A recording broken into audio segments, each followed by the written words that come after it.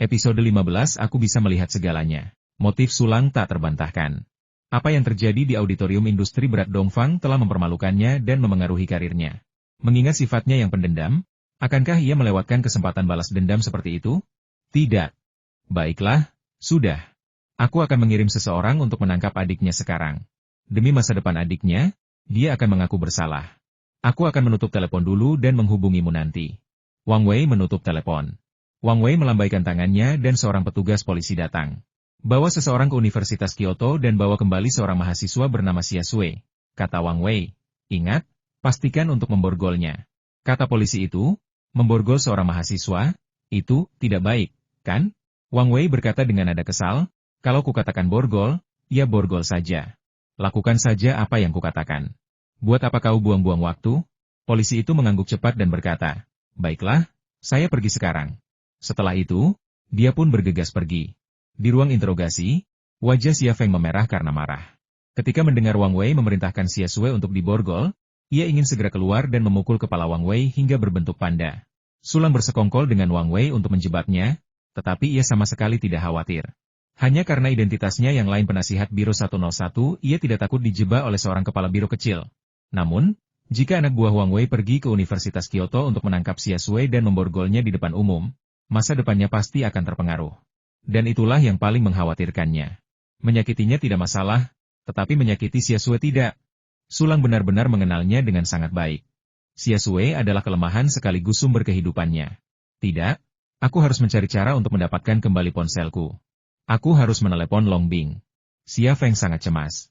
Namun saat dia hendak memalingkan muka dan membuat suara untuk membiarkan Wang Wei masuk, seorang gadis dan seorang wanita tiba-tiba keluar dari sudut koridor dan berjalan langsung menuju ruang interogasi. Setelah melihat wajah mereka dengan jelas, Xia Feng menghela napas lega. Orang-orang yang datang adalah Xia Sui dan Long Bing, orang-orang yang paling ingin ditemuinya saat ini. Wang Wei menatap Long Bing dan Xia Sui lalu bertanya terus terang, siapa kalian? Apakah ini tempat yang bisa dimasuki siapapun? Petugas polisi yang baru saja diperintahkan pergi ke Universitas Kyoto untuk menangkap seseorang tiba-tiba berlari di tikungan. Ia menunjuk Xia Sui dan berkata, Direktur Wang, dia Xia Sui. Wang Wei sangat terkejut. Apakah kamu Xia Sui? Xia Sui berkata, ya, saya Xia Sui. Permisi, di mana saudara saya, Xia Feng? Wang Wei mencibir, mau ketemu adikmu? Kamu datang tepat waktu. Aku tadinya mau ngirim orang buat nangkep kamu, tapi kamu malah nyerah. Bagus banget, borgol dia. Mengapa kau menangkapku? Tanya Xia Sui dengan heran. Petugas polisi yang diperintahkan untuk menangkap Xia Sui melepas borgol dan berjalan maju untuk memasangkannya pada Xia Sui. Long Bing menarik Xia Sui di belakangnya. Wang Wei dengan marah bertanya, siapa kamu? Beraninya kamu ikut campur dalam urusan publik? Long Bing berkata dengan tenang, saya di sini hanya untuk menjalankan tugas resmi. Urusan resmi apa yang ingin kau lakukan di sini? Tanya Wang Wei ragu-ragu. Long Bing berkata, aku sekarang yang bertanggung jawab atas kasus ini. Aku di sini untuk membawa Xia Feng pergi. Lelucon apa ini? Kata Wang Wei tegas, kamu bilang kamu yang bertanggung jawab atas kasus ini. Siapa yang mengizinkannya? Apakah kamu punya instruksi yang relevan? Long Bing mengeluarkan kartu identitas dari tas tangannya dan menyerahkannya kepada Wang Wei. Tatapan Xia Feng beralih ke kartu identitas Long Bing, yang tidak bertuliskan Biro 101, melainkan Biro Keamanan Nasional. Jabatannya adalah Direktur. Ini pertama kalinya Xia Feng melihat kartu identitas Long Bing, tetapi ia tahu itu hanya kedok, bukan kartu identitas aslinya. Sebenarnya, di seluruh Tiongkok, berapa banyak orang yang tahu tentang Biro 101? Biro 101 begitu tertutup sehingga bahkan Xia Feng, seorang konsultan, tidak pernah melihat kartu identitasnya, apalagi kepala polisi yang rendah hati ini. Wang Wei menjadi gugup saat melihat kartu identitas Long Bing. Ia bertanya dengan ragu, apa yang sebenarnya terjadi? Xia Feng hanya memukuli seorang gadis di bawah umur. Bagaimana mungkin kasus seperti ini membuatmu, kau bertindak? Itu bukan sesuatu yang bisa kau minta. Berhenti bicara omong kosong dan biarkan dia pergi sekarang. Aku akan membawanya pergi sekarang juga, kata Long Bing. Wang Wei tampak ragu-ragu. Long Bing berkata dengan tenang, kamu harus pintar. Kalau masalah ini terus berlanjut, kamu mungkin harus keluar dan kena tilang. Wajah Wang Wei langsung memucat. Ia berteriak kepada petugas polisi, kenapa kau masih berdiri di sana? Lepaskan dia. Kau luar biasa. Kau menyebabkan hal seperti ini dalam sekejap mata. Kalau saja Xia Sui tidak meneleponku, aku tidak akan tahu kau dalam masalah. Saat mereka meninggalkan kantor polisi, Long Bing memutar bola matanya ke arah Xia Feng. Senyum tipis tersungging di sudut mulutnya saat ia berbicara. Dia lebih banyak tersenyum 2 hari terakhir ini dibandingkan sebelumnya. Sebelum Xia Feng sempat berkata apa-apa, Xia Sui buru-buru masuk dan berkata, "Kalong, ini bukan urusan kakakku. Ini urusanku. Seharusnya aku tidak mengatakan itu tentang gadis itu." Long Bing menyentuh kepala Xia Sui dan berkata, "Kau terlalu baik dan polos. Beberapa orang dan hal memang tidak bisa dihindari hanya karena kau menginginkannya." Xia Sui menjulurkan lidahnya. Sepertinya dia dan Long Bing memiliki hubungan yang cukup baik. Xia Feng berkata, "Xiao Sui, masuk ke mobil. Aku ingin bicara dengan adikmu, Long." Ada beberapa hal yang tidak nyaman dibicarakan di depan Xia Sui. "Ya." Xia Sui menjawab dengan patuh dan menaiki kendaraan off-road militer yang dikendarai Long Bing, yang tidak difoto siapapun. Setelah Xia Sui masuk ke mobil, Xia Feng berkata, "Sulanglah yang melakukan ini. Dia menyewa seseorang untuk memukuli adikku. Dia ingin menjebakku dan memenjarakanku." Long Bing sedikit terkejut. "Bagaimana kau tahu Sulang mencoba menjebakmu?" Xia Feng berkata, "Saya kebetulan mendengarnya saat Wang Wei sedang menelepon. Alasan sebenarnya adalah kombinasi kemampuan clairvoyance dan membaca bibir, tetapi dia tidak bisa mengatakannya dengan lantang." Long Bing mengerutkan kening. "Sekalipun Sulang ingin menjebakmu, bagaimana mungkin dia tega membuat seorang gadis di bawah umur pingsan di tempat seperti kota terlarang?" Xia Feng tersenyum getir dan berkata, "Kau boleh menyentuhku, tapi jangan adikku. Dia sudah dewasa, dan aku bahkan tak sanggup memarahinya, apalagi menamparnya." Long Bing menghela napas, "Xia Sui memang sangat sopan, dan aku sangat menyukainya. Tapi, tidak baik bagimu untuk melindunginya seperti ini. Coba pikirkan, seseorang baru saja menamparnya, dan kau kehilangan kendali dan menghajarnya sampai mati. Jika seseorang menyakiti Xia Sui lagi, bukankah kau akan membunuhnya?" Xia Feng terdiam.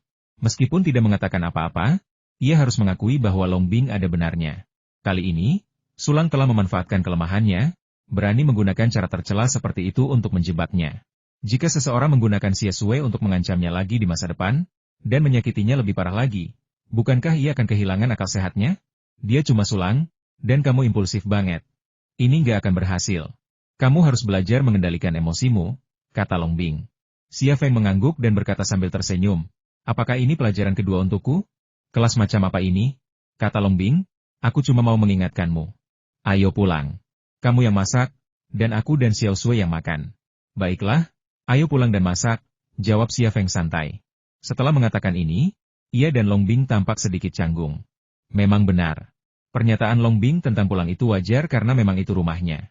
Namun, pernyataan Xia Feng tentang pulang itu agak tidak biasa. Jika rumah Long Bing memang rumahnya, bukankah itu berarti ia adalah kekasih Long Bing? Namun, rasa malu semacam ini tidak ada apa-apanya dibandingkan dengan rasa malu ketika Long Bing memberinya pelajaran tadi malam. Tepat ketika Long Bing hendak meninggalkan kantor polisi, Wang Wei keluar. Setelah melihat kendaraan off-road militer ilegal yang dikendarai Long Bing pergi, ia mengeluarkan ponselnya dan menghubungi nomor Sulang. "Halo, sudah selesai?" Suara Sulang terdengar dari telepon, suaranya penuh kegembiraan. Mendengar suara Sulang, Wang Wei tak kuasa menahan diri untuk menggertakkan giginya, lalu berkata dengan marah, "Sulang, kau mau membunuhku? Aku sudah sangat baik padamu. Bagaimana bisa kau menyakitiku seperti ini? Katakan padaku." Telepon terdiam beberapa detik sebelum suara Sulang terdengar. "Wang Wei, apa kau salah minum obat? Kapan aku pernah ingin menyakitimu? Apa gunanya aku menyakitimu? Katakan dengan jelas, apa sebenarnya yang terjadi?" Wang Wei berkata dengan marah, "Kau memintaku untuk menangkapnya dan mengancamnya dengan masa depan adik perempuannya agar dia mengaku. Tetapi tiba-tiba seorang wanita datang dan membawanya pergi. Kau tahu siapa wanita itu? Dia dari Biro Keamanan Nasional." "Apa? Dari Biro Keamanan Nasional? Bagaimana mungkin? Orang itu hanya tukang batu di lokasi konstruksi. Bagaimana mungkin dia kenal seseorang dari Biro Keamanan Nasional?" Sulang sangat terkejut. "Saya lihat kartu identitasnya. Namanya Long Bing. Dan dia seorang direktur." "Long Bing? Jadi itu dia." Sulang teringat peringatan Su Zengyi agar tidak berurusan dengan wanita itu. Namun, ia tak pernah menyangka Long Bing akan menggunakan identitasnya di Biro Keamanan Nasional untuk menekan orang lain demi masalah seperti itu. "Sulang, persahabatan kita berakhir di sini. Kita tidak perlu menghubungi lagi." Setelah berkata begitu, Wang Wei menutup telepon tanpa menunggu Sulang berbicara. Menyinggung Direktur Biro Keamanan Nasional hanya demi sedikit persahabatan dan bantuan kecil? Wang Wei tidak menyangka dia sebodoh itu. Long Bing memarkir mobilnya di kompleks perumahan eksklusif yang hanya ditandai Yard 57. Xia Sui dan Xia Feng keluar, membawa kantong-kantong belanjaan dari supermarket. Keluarga itu benar-benar tampak seperti keluarga. Sepasang pengantin baru, dengan seorang adik perempuan yang cerdas, pasangan yang harmonis dan bahagia. Namun, seorang tamu tak diundang merusak suasana bahagia tersebut. Sebelum mereka bertiga memasuki halaman depan yang dipenuhi bunga mawar, mereka melihat lelaki tua, Mu Jianfeng, berdiri di pintu menunggu. Mu Jianfeng tidak datang dengan tangan kosong. Ia membawa tas hadiah yang tampak seperti coklat, kue kering, atau semacamnya. Pria tua kurus namun energik, hadiah-hadiah modis dan lezat, Mu Jianfeng tampak seperti lukisan tersendiri, tetapi gambarnya tidak begitu harmonis dan tidak memiliki daya tarik estetika. Namun, kehadiran CEO Shenzhou Industrial Group merupakan suatu kehormatan besar, meskipun Mu Jianfeng membawa seikat selada atau kecambah bawang putih. Long Bing menghampirinya dan bertanya dengan sopan, "Tuan Mu, apa yang membawa Anda ke sini?" Mu Jianfeng terkekeh, "Xia Feng." Xia Feng ini jelas merujuk pada Xia Feng. Xia Feng tak berani mengabaikannya dan menyapanya sambil tersenyum, "Tuan Mu, kalau Anda butuh bantuan, telepon saja. Seharusnya saya yang mengunjungi Anda. Kenapa Anda repot-repot datang ke sini?" Mu Jianfeng menatap Xia Feng dan berkata dengan nada sedikit menyalahkan, "Dasar bocah nakal, tahukah kau ke arah mana pintuku? Kau bilang ingin mengunjungiku. Kalau aku tidak datang, kau pasti tidak akan datang ke pintuku. Benar, kan?" Xia Feng, Xia Sue berdiri di samping Xia Feng, setengah membungkuk, dan berkata sambil tersenyum, "Halo, kakek Mu. Nama saya Xia Sue, dan saya adik Xia Feng. Xia Sue masih yang terbaik." Mu Jianfeng terkekeh dan berkata, "Yah, lumayan, lumayan. Kamu lebih disukai daripada kakakmu." Long Bing membuka pintu. "Silakan masuk, Tuan Mu. Mari kita masuk dan bicara. Anda datang tepat waktu.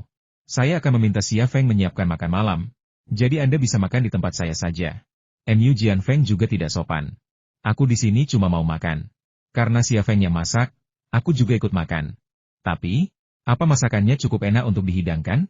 Long Bing tersenyum dan berkata, "Kalau begitu kamu tunggu saja dan lihat." "Wah, kedengarannya hebat sekali, Xia Feng. Selain mekanik, apa kau juga koki?" "Aku tidak percaya," kata Mu Jianfeng. Xia Feng tersenyum dan berkata, "Tuan Mu, pesan saja apapun yang Anda inginkan. Asal bahan-bahannya ada di rumah, saya bisa membuatnya untuk Anda." Mu Jianfeng berkata, "Steak Australia, pai Italia, dan sashimi Jepang." Ia tersenyum dan berkata, "Saya tidak akan menguji Anda. Pesan saja 3 hidangan secara acak." Xia Feng menatap lelaki tua itu tanpa berkata-kata. 3 hidangan yang dipesannya hampir mengelilingi separuh dunia. Dan dia masih berani mengatakan tidak ingin menguji siapapun? Xia Sue cemberut, "Kakek Mu, kau jelas-jelas sedang menguji adikku. Aku tahu kemampuan memasaknya, tapi dia tidak bisa membuat 3 hidangan ini. Kenapa kau tidak memesan 3 hidangan lainnya? Adikku paling jago membuat mapo tahu.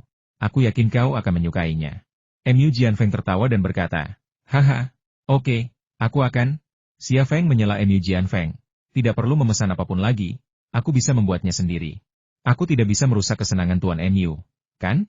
"Itu yang kau bilang," kata Mu Jianfeng.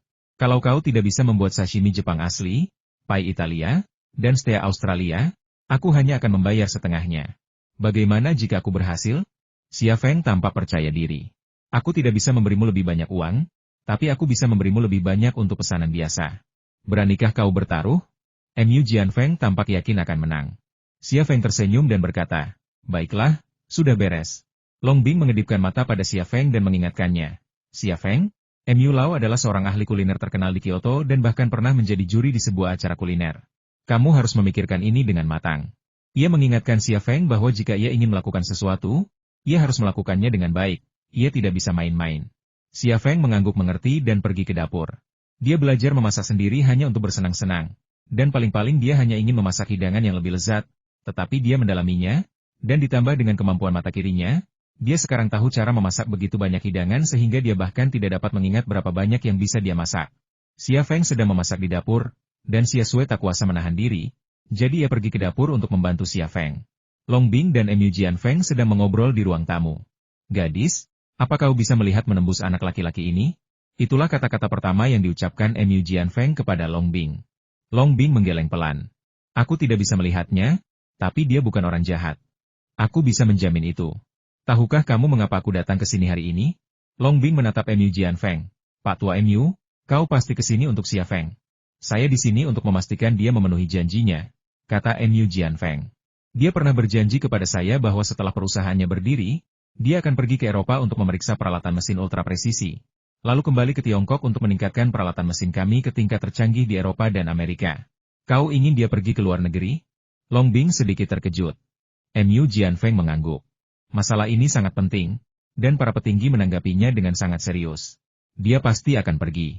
Dia orang yang sangat jujur, kata Long Bing. Dan kamu? Mu Jianfeng tiba-tiba berkata. Long Bing tertegun sejenak. Aku? Apa hubungannya ini denganku? Mu Jianfeng berkata.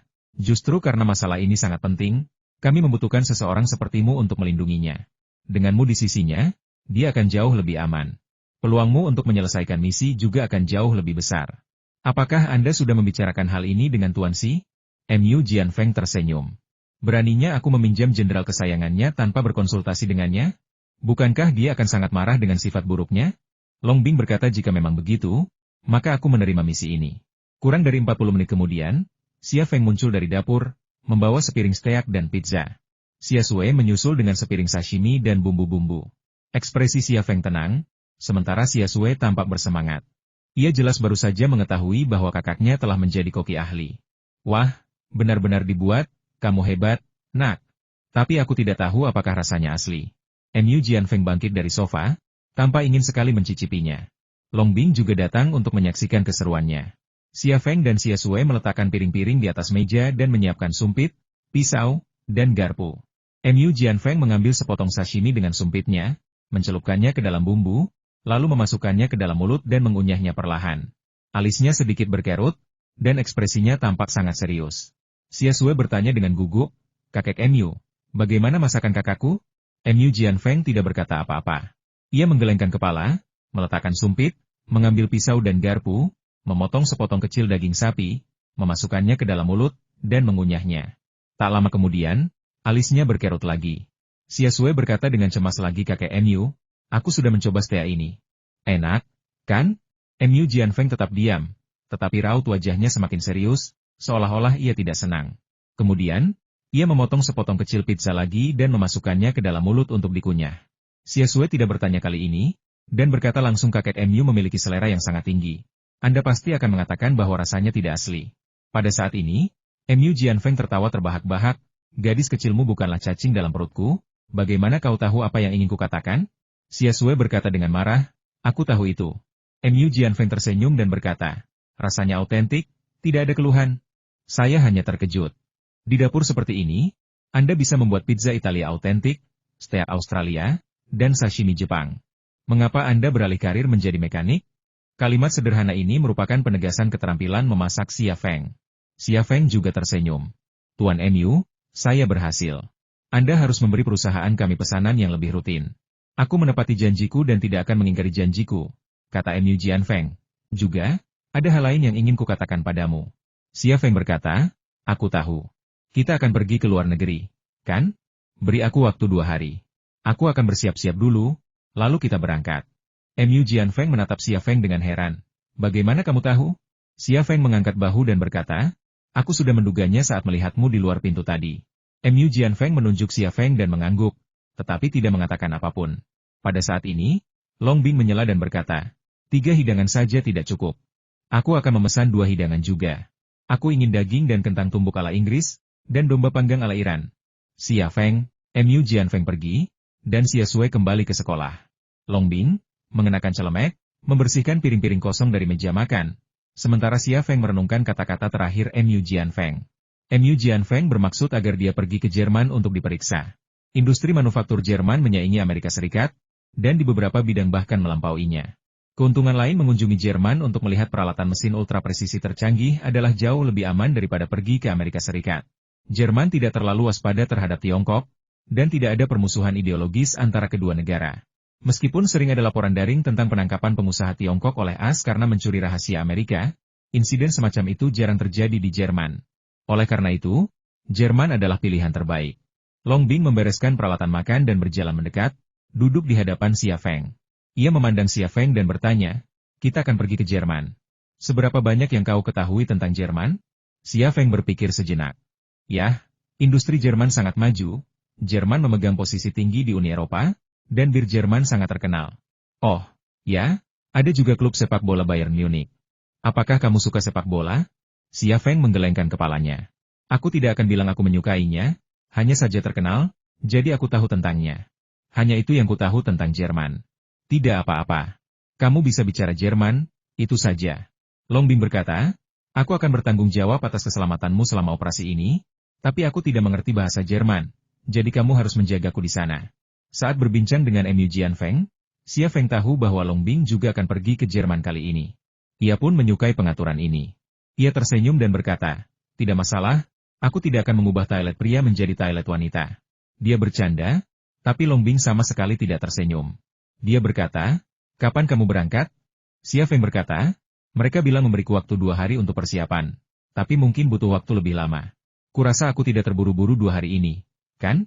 Aku ingin menyelesaikan apa yang perlu kuurus agar tidak perlu khawatir nanti. Saat itu, ia tiba-tiba teringat tujuan perjalanannya ke Kyoto dan berkata, ngomong-ngomong, apa kau sudah tahu bagian tubuh apa yang diminta Qi Jingqiu untuk kuproses? Tidak tahu. Tidak tahu? Xia Feng menatap Long Bing dengan heran. Long Bing berkata, saya sudah bertanya kepada beberapa ahli dan profesor di berbagai bidang, tetapi tidak satupun dari mereka yang bisa menjelaskan kegunaan komponen-komponen itu. Dalam situasi ini, saya tidak bisa berbuat apa-apa. Apa yang akan Anda lakukan? Xia Feng berpikir sejenak sebelum berkata, ini masalah yang sangat aneh. Aku mungkin telah jatuh ke dalam perangkap seseorang jika aku tidak berhati-hati. Jika aku tidak menjalankan bisnis ini, hal terburuk yang bisa terjadi adalah aku akan menghasilkan lebih sedikit uang. Lebih baik sedikit repot daripada banyak repot. Kau benar. Itu saja. Tidurlah lebih awal. Aku akan menemanimu ke kota Haizu besok. Setelah kau menyelesaikan urusanmu, kita akan berangkat ke Jerman, kata Long Bing. Baiklah, aku akan kembali ke kamarku. Xia Feng bangkit dan naik ke atas. Senyum yang nyaris tak terlihat muncul di sudut mulut Long Bing. Kembali di kamarnya, Xia Feng masih memikirkan Qi Jingqiu dan perintahnya. Ia pikir Long Bing bisa membantunya memahami fungsi bagian-bagian itu, tetapi ia tidak menyangka bahwa Long Bing yang kuat sekalipun tidak bisa memahami fungsi bagian-bagian itu. Hal ini mengejutkannya. Kalau bukan untuk keperluan militer, ya sudahlah, tidak ada jebakan. Tapi kenapa Qi Jingqiu mau menemui Gu Kewen? Kalau barang-barang itu memang milik Gu Kewen, apa dia mau berbaik hati memberi perintah? Mustahil. Hati Xia Feng dipenuhi kebingungan. Suara musik kembali terdengar di luar rumah, sama seperti kemarin, masih berupa musik olahraga dengan irama yang kuat. Musik itu membangkitkan kenangan bagi Xia Feng. Ia tak bisa berhenti membayangkan Long Bing dalam balutan bikini olahraga, kulitnya yang basah oleh keringat, dan sosoknya yang dewasa dan menggoda terbalut kain katun elastis. Kenangan-kenangan ini membuatnya mustahil untuk berpikir tenang. Ia bangun dari tempat tidur, membuka pintu, dan keluar, sambil berpikir, apakah dia mencoba memberiku pelajaran seperti kemarin? Aku pernah tertipu sekali. Apakah aku akan tertipu lagi? Saat keluar ruangan, Xia Feng langsung melihat Long Bing sedang berolahraga di sepeda statis. Sama seperti tadi malam, ia hanya mengenakan bikini olahraga ketat. Latihan yang intens membuatnya berkeringat lebih banyak daripada tadi malam, membuat tubuhnya basah kuyup. Butir-butir keringat menggantung di leher, dada, perut, dan pahanya yang seputih salju. Ia tampak seperti baru keluar dari sauna. Tangannya bertumpu di setang, tubuh bagian atasnya condong ke depan, pinggulnya terangkat tinggi, kaki-kakinya yang jenjang menekan pedal dengan kuat. Di antara sarung jok, sosoknya yang terbungkus kain katun elastis tetap terlihat jelas dan mengesankan. Sosok yang dewasa dan memikat. Yang lebih menarik bagi hidung Xia Feng, sentuhan sesekali antara sosok dewasa itu dan sarung jok menciptakan sedikit tekanan, sedikit deformasi. Setiap perpindahan gigi terasa sangat merangsang. Sensasi yang, bagi Xia Feng, terasa seperti kemarau 3 hari, pelepas dahaga. Namun kali ini Xia Feng telah belajar dari kesalahannya. Ia mengamati situasi di sekitar Long Bing dengan tenang. Tidak ada handuk, dan tidak ada senjata tersembunyi di balik handuk itu. Keren banget, ya? Pikir Xia Feng, matanya melirik ke arah area dada Long Bing. Area dadanya bergetar hebat karena latihan yang intens. Lehernya putih nan indah, dan matanya juga terpesona. Pada saat ini, Long Bing tiba-tiba mengulurkan tangan dari bawah kursi dan mengeluarkan pistol kecil, lalu mengarahkannya ke Xia Feng dengan jentikan tangannya. Tindakan membidik hanya memakan waktu sepertiga detik, tetapi dalam momen singkat ini, Xia Feng yang telah bersiap, tiba-tiba terjatuh ke tanah. Bang! Suara tembakan terdengar, dan peluru karet melesat melewati Xia Feng, nyaris mengenai kulit kepalanya. Tembakannya meleset, dan Long Bing menyesuaikan arah senjatanya. Xia Feng berguling dan bersembunyi di kamarnya tepat waktu. Bang! Peluru karet lain menyerempet bahunya dan jatuh ke tanah, terpental. Pistol itu kecil, hanya berisi 2 peluru karet. Setelah kedua tembakan meleset, senyum puas tersungging di wajah Long Bing. Ia turun dari mobil dinamis dan berjalan menuju pintu, sambil berkata, lumayan, kewaspadaan dan reaksimu sudah cukup baik. Xia Feng dengan hati-hati menjulurkan kepalanya keluar pintu dan berkata sambil tersenyum kecut, "Tidak bisakah kita melakukan ini?" Long Bing berhenti di pintu dan berkata, "Ketika aku tidak bisa lagi menyergapmu, latihan kita akan berakhir. Saya hanya konsultan. Tidak perlu melatih saya menjadi agen atau mata-mata, kan? Meskipun Jerman lebih aman daripada Amerika Serikat, masih ada beberapa hal yang belum diketahui. Jika apa yang akan kita lakukan ini ketahuan, kita berdua akan berada dalam bahaya besar. Jika kalian masih ingin kembali dengan selamat, sebaiknya kalian pelajari hal-hal ini." Xia Feng tersenyum dan berkata, "Baiklah, aku akan belajar apapun yang ingin kau ajarkan padaku. Kita cukupkan sampai di sini saja. Kamu bisa pakai kamar mandi di lantai 2, dan aku pakai kamar mandi di lantai 1. Selamat malam." Long Bing berbalik dan menuruni tangga. "Selamat malam." Tatapan Xia Feng beralih ke pinggulnya, dan banyak imajinasi yang berantakan memenuhi pikirannya. Setelah beberapa saat, Xia Feng berganti piyama dan sandal, lalu pergi ke kamar mandi di lantai 2 untuk mandi dan tidur. Ia menyalakan pancuran dan melepas piyamanya. Namun, tepat saat ia hendak melepas celana dalamnya, ia tiba-tiba berhenti. Saat itu juga, mata kirinya menangkap sedikit perubahan cahaya di bawah pintu kamar mandi. Perubahannya sangat kecil, tetapi mata kirinya sangat tajam, mampu menangkap perubahan cahaya sekecil apapun. Perubahan cahaya kecil inilah yang membuatnya waspada. Mata kirinya sedikit berkedut, dan pintu kaca berkabut yang menghalangi pandangannya menghilang dari pandangannya. Di luar pintu, Long Bing berjingkat mendekat, pistol berperedam di tangannya. Salah satu tangannya perlahan meraih kenop pintu, sementara telinganya mengarah ke kamar mandi, dengan saksama mendengarkan suara-suara dari dalam. Masih berjuang? Dia benar-benar pantang menyerah. Jantung Xia Feng berdebar kencang. Ia kemudian menggantungkan piyamanya di gantungan di atas pancuran dan menarik tirai plastik. Air dari pancuran memercik ke piyama, menimbulkan suara aneh. Kain plastiknya agak tembus pandang, membuatnya tampak seperti sedang mandi. Setelah menyelesaikan penyamarannya, Xia Feng berjinjit dan bersembunyi di balik pintu. Tepat saat dia bersembunyi, Long Bing mendorong pintu kamar mandi, mengangkat tangannya, dan melepaskan 3 tembakan berturut-turut ke tirai plastik kamar mandi dengan peredam di tangannya. 3 peluru karet menembus tirai plastik dan mengenai piyama yang tergantung di bawah kepala pancuran. Xia Feng tiba-tiba melompat keluar, meraih pinggang Long Bing, dan membantingnya ke tanah. Long Bing menyadari bahwa ia telah ditipu dan buru-buru mengangkat senjatanya. Tetapi Xia Feng telah mengantisipasi gerakan ini. Sebelum ia sempat mengangkat senjatanya, Xia Feng meraih pergelangan tangannya dan menekan seluruh tubuhnya ke arahnya. Pria dan wanita itu jatuh ke lantai kamar mandi. Satu hanya mengenakan celana dalam dan yang lainnya hanya mengenakan bikini olahraga. Tubuh mereka hampir sepenuhnya bersentuhan, dan bahkan bagian paling sensitif mereka hanya ditutupi selapis tipis kain, membuat mereka tak berdaya. Terjepit di bawah Xia Feng, Long Bing tiba-tiba mengangkat kakinya dan memukul tulang rusuk Xia Feng dengan lututnya. Xia Feng juga mengangkat kakinya, menekan pahanya ke paha Xia Feng, menetralkan serangannya. Sementara paha Xia Feng dinetralkan, torpedo Long Bing juga menekan torpedo Xia Feng. Saat itu juga, keduanya merasa seperti tersengat listrik, dan entah kenapa mereka berhenti bergerak. Seolah merasakan perubahan pada Xia Feng, pipi Long Bing langsung memerah. Ia berusaha melepaskan kaki yang ditahan Xia Feng, melepaskan diri dari belenggunya yang seperti pegulat. Namun, gerakan ini tak hanya gagal melepaskannya dari Xia Feng, tetapi malah mengakibatkan sentuhan dan tekanan yang tak pantas. Dalam waktu kurang dari 10 detik, ia tak bisa berkata-kata saat mendapati wajah Xia Feng memerah. Napasnya tersengal-sengal, dan reaksinya jelas-jelas ekstrim. Perjuangan dan konfrontasi itu begitu dahsyat sehingga Long Bing hampir ingin membenturkan kepalanya ke dinding. Ia pun berhenti bergerak. "Baiklah, kelas hari ini sudah selesai, kamu boleh bangun." Xia Feng tidak bergerak. "Kamu baru saja bilang kelas hari ini sudah selesai, tapi kamu malah menyerangku saat aku sedang mandi. Aku tidak percaya. Seorang pembunuh seringkali menyerang pada saat yang tidak tepat. Kalau begitu aku tidak akan membiarkanmu pergi kecuali kau meletakkan senjatamu dan menyerah padaku. Celanaku robek."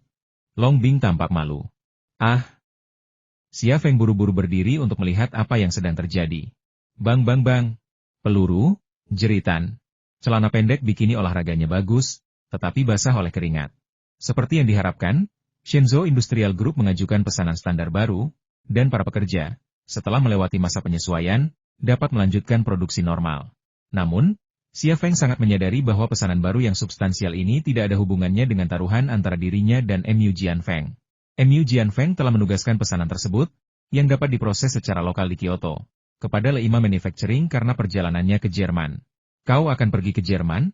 Di kantor, Liang Xiao tampak terkejut ketika mendengar Xia Feng akan pergi ke Jerman untuk inspeksi. Xia Feng berkata, "Tahukah kau, untuk mendapatkan sebidang tanah ini, Aku berjanji kepada Shenzhou Industrial Group bahwa aku akan pergi ke luar negeri untuk melakukan penelitian dan kemudian kembali untuk meningkatkan peralatan mesin. Saya tahu tentang ini, dan saya mendukung Anda. Lagi pula, Anda satu-satunya di perusahaan kami yang mampu memproses komponen-komponen ultra presisi itu, tetapi Anda sendirian. Sekalipun Anda menerima terlalu banyak pesanan, Anda tidak akan mampu menyelesaikannya bahkan jika Anda mati kelelahan. Jika Anda dapat meningkatkan peralatan mesin kami ke tingkat yang sama dengan yang ada di Eropa dan Amerika Serikat, pekerja biasa kami akan mampu memprosesnya, dan kemudian kita akan mendapatkan daya saing pasar yang unik. Ide Liang Xiao sebenarnya sama dengan ide Xia Feng. Xia Feng tersenyum dan berkata, "Kakak senior sangat perhatian. Aku serahkan urusan perusahaan padamu selama aku pergi." Liang Xiao mengerutkan bibirnya dan berkata, "Aku belum pernah melihat bos sepertimu yang tidak ada di kantor setiap 2 hari sekali. Aku bukan pengurus rumah tanggamu, jadi bagaimana aku bisa membantumu mengelola perusahaan sepanjang waktu? Orang lain akan bergosip tentangmu." Yah, Xia Feng tahu persis apa yang dimaksud pengurus rumah tangga itu. Ia berkata dengan canggung, "Lagi pula, kau kan kakak perempuanku. Kita keluarga. Apa yang perlu digosipkan? Kalau ada yang menggosipkanmu, aku akan suruh mereka pergi." Ekspresi Liang Xiao tampak lebih baik. "Lupakan saja, aku berutang budi padamu di kehidupanku sebelumnya. Kau bisa pergi dengan tenang. Jangan khawatirkan perusahaan. Aku akan mengurusnya untukmu." "Terima kasih, kakak senior. Kamu baik sekali," kata Xia Feng dengan ramah. "Aku tidak akan tertipu. Pulanglah bersamaku sepulang kerja hari ini. Ayahku selalu membicarakanmu. Dia tidak mengatakannya, tapi aku tahu dia ingin bertemu denganmu. Pulanglah bersamaku, masakan dia makanan enak, dan minumlah beberapa gelas bersamanya," kata Liang Xiao. "Baiklah, kita akan kembali setelah pulang kerja. Aku akan menghabiskan waktu bersamanya." Xia Feng sebenarnya sangat merindukan Liang Zhengchun. Dia memperlakukanmu seperti putranya sendiri. Aku agak iri. Liang Xiao memutar bola matanya ke arah Xia Feng. Ekspresinya sangat menawan. Hati Xia Feng sedikit tergerak. Kata-kata seperti itu akan memiliki arti yang berbeda jika dipahami dari sudut pandang lain. Liang Xiao juga sedikit malu. "Bagaimana kamu mempertimbangkan produknya?" Perhatian Xia Feng teralih. Ia berkata, "Saya belum punya ide konkret. Saya akan memikirkannya matang-matang saat ke Jerman. Mungkin saya bisa menemukan ide bagus di sana." Liang Xiao meregangkan badan dengan malas, pindah ke sofa, dan bergumam, "Oh, aku harus mengurus semuanya selama beberapa hari terakhir saat kamu pergi. Aku sangat lelah, dan leherku sangat pegal." Xia Feng pun mengerti dan berjalan ke belakang sofa. "Kakak senior, biar aku pijat." "Oke." Liang Xiao tersenyum senang. Ia mundur dan bersiap menikmati pijatan Xia Feng. Ia benar-benar kelelahan beberapa hari terakhir ini. Xia Feng mencengkeram lehernya yang bersalju dan memijatnya dengan lembut, menggunakan tekanan yang sangat ringan, seolah takut merusak kulit halusnya. Liang Xiao sedikit mengernyit, "Gunakan sedikit lebih kuat, apa kau takut menyakitiku atau semacamnya?" Hati Xia Feng tergerak, dan ia berpikir dalam hati, pijat membutuhkan tingkat akupunktur dan stimulasi meridian tertentu. Jika aku tahu letak titik akupunktur dan meridiannya, pijatan lembut mungkin akan membuatnya merasa nyaman, kan? Begitu pikiran ini terlintas, mata kiri Xia Feng langsung beralih ke mode lain. Ia menatap leher Xia Feng yang seputih salju. Kulit dan lemak subkutannya perlahan menghilang dari pandangannya. Tak lama kemudian, ia bisa melihat pembuluh darah dan saraf, serta titik-titik perpotongan garis meridian, yang juga dikenal sebagai titik akupunktur. Melihat titik-titik akupunktur dan ujung-ujung sarafnya, ke-10 jari Xia Feng bergerak dan memijat titik-titik akupunktur dan ujung-ujung sarafnya dengan lembut. Perubahan ini langsung membuahkan hasil yang sangat baik. "Ada apa? Rasanya nyaman sekali. Kapan kamu belajar pijat?" Liang Xiao jelas merasa jauh lebih nyaman. Ia memejamkan mata sedikit dan tampak sangat menikmatinya. Noda merah yang hanya muncul karena rasa nyaman dan kegembiraan juga muncul di pipi dan lehernya. Ujung saraf dan titik akupunktur adalah area yang sangat sensitif. Ketika Xia Feng menstimulasinya dengan jari-jarinya, tentu saja ia akan merasa sangat nyaman. Terlebih lagi, rasa nyaman ini juga mengandung semacam rasa nyaman yang membuat wanita malu, sehingga akan muncul bekas-bekas merah di leher dan pipinya. Ternyata memang bisa memberikan hasil yang sangat baik. Saya akan kembali melihat peta meridian titik akupunktur, menghafalnya, lalu mempelajari pijat atau akupunktur. Jika nanti dia meminta saya memijatnya lagi, saya bisa membuatnya lebih nyaman. Mungkin saya bahkan bisa merawat pasien yang membutuhkan akupunktur. Pikiran ini muncul di benak Xia Feng. Dengan kemampuan melihat titik-titik akupunktur dan meridian secara langsung, jika ia mempelajari pijat dan akupunktur, ia dapat dengan mudah menjadi ahli di keduanya. Dengan waktu dan ketekunan yang berkelanjutan, menjadi ahli di kedua bidang tersebut bukanlah hal yang mustahil. Mungkin terdorong oleh pikiran ini, Tatapan Xia Feng beralih ke telinganya yang berkilau. Jaringan saraf di area itu kembali terlihat di mata kirinya. Ia menggerakkan ibu jarinya, menekan area di belakang telinga Xia Feng, tempat ujung saraf paling banyak, dan mulai memijatnya dengan lembut. Serangkaian suara aneh tiba-tiba terdengar dari mulut Liang Xiao, seolah-olah ia kesakitan tetapi juga tampak menikmatinya. Daun telinganya tiba-tiba memerah, dan tampak semakin halus. Sebelum Xia Feng sempat memijatnya beberapa kali lagi, ia tak kuasa menahan diri untuk membuka mata dan bertanya dengan malu-malu dan gugup. "Kau, apa yang ingin kau lakukan?" "Memberimu pijatan," kata Xia Feng dengan serius. Liang Xiao memelototi Xia Feng dengan malu dan berkata, "Kau tidak bisa menekan bagian itu. Terlalu sensitif." Xia Feng tersenyum dan berkata, "Apakah kamu merasa nyaman?" Liang Xiao teringat perasaannya barusan, dan reaksi tubuhnya yang terlalu malu untuk dibicarakan. Ia berkata dengan malu-malu, "Apakah ini nyaman untukmu? Aku tidak akan memaksamu lagi. Kamu memang sengaja berbuat jahat. Aku akan memberitahu ayahku nanti malam saat aku pulang dan bilang kalau kamu yang menindasku." Xia Feng, sanjungan telah berubah menjadi perundungan. "Kepada siapa saya bisa meminta keadilan?" Tepat saat itu, seorang penjaga keamanan muncul di pintu. Ia membuka tangannya seolah mencoba menghentikan seseorang, sambil berkata, "Tidak, Anda tidak bisa bertemu CEO kami, Xia, tanpa membuat janji temu." "Minggir." Qi Jingqiu tiba-tiba muncul dan menabrak lengan petugas keamanan itu dengan dadanya yang membusung. Petugas keamanan itu tanpa takut menyentuh dada Qi Jingqiu. Jadi ia menarik tangannya. Qi Jingqiu memanfaatkan kesempatan itu untuk melangkahi penghalang petugas keamanan dan berjalan masuk ke kantor. "Tuan Xia, dia." Petugas keamanan itu ingin menjelaskan. Xia Feng berkata, "Tidak apa-apa, kembali ke posmu." Petugas keamanan itu menanggapi dan berbalik untuk meninggalkan kantor. Qi Jingqiu melangkah ke arah Xia Feng dan Liang Xiao. Ia melihat Liang Xiao yang wajahnya memerah, dan tatapannya agak aneh. Xia Feng berkata, "Jingqiu, kamu tidak menerima pesan teks yang kukirimkan?" "Aku tidak berencana menerima pesanan itu." Qi Jingqiu mendengus dingin, "Kau punya waktu untuk bersenang-senang di kantormu, tapi tidak ada waktu untuk menerima perintahku? Apa maksudmu?" Alis Xia Feng tiba-tiba berkerut. Liang Xiao bukan wanita yang bisa diremehkan. Ia berdiri dari sofa dan berkata, "Apa yang kau bicarakan? Kau orang yang terhormat, tapi kau bertingkah seperti tikus. Jaga ucapanmu, atau aku akan mengusirmu." Qi Jingqiu hendak membalas, tetapi tatapan tajam Liang Xiao membuat bibirnya bergetar, dan ia tak berani mengatakan sesuatu yang menghina.